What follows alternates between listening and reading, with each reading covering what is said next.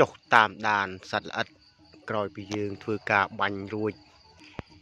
ដូចជាមិនមានទេនេះស្វិតមកគ្រាប់ហើយបងប្អូនស្វិតមកគ្រាប់ហើយ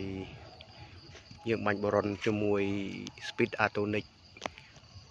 មិនគួរជឿទេបងប្អូន Speed Atonic ដាក់មកជាមួយបរុនម៉ែឲ្យមួយចេញយ៉ាងនឹង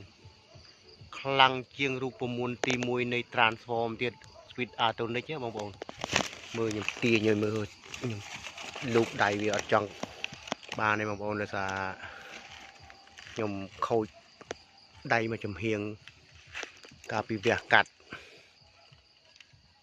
វាខូចដៃមកចំហៀងលើកអត់រួចព្រោះគេកាត់ផ្ដាច់សរសៃក្លៀកក្នុងការវះកាត់អញ្ចឹងវាលើកពិបាកក្នុងការលើកដៃឈោងទាញអីបងប្អូនមើលនេះអូយជ័យមែនហ្មង Speed Atonic បាញ់ជាមួយបរុន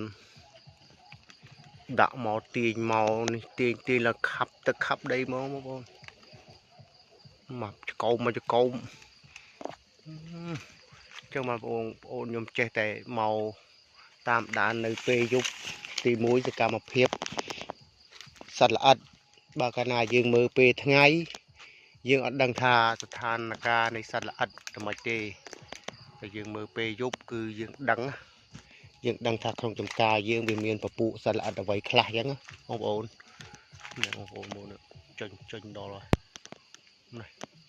ដូចខ្ញុំនិយាយពីវីដេអូពីថ្ងៃអញ្ចឹងថាលំដាប់ឆ្នាំនេះចេញមកសិតផ្កាយនេះបងប្អូនឃើញទេចេញមកសិតផ្កាយមកនេះ7ព្រៃបងប្អូនឃើញអត់ឃើញ7ព្រៃទេនេះ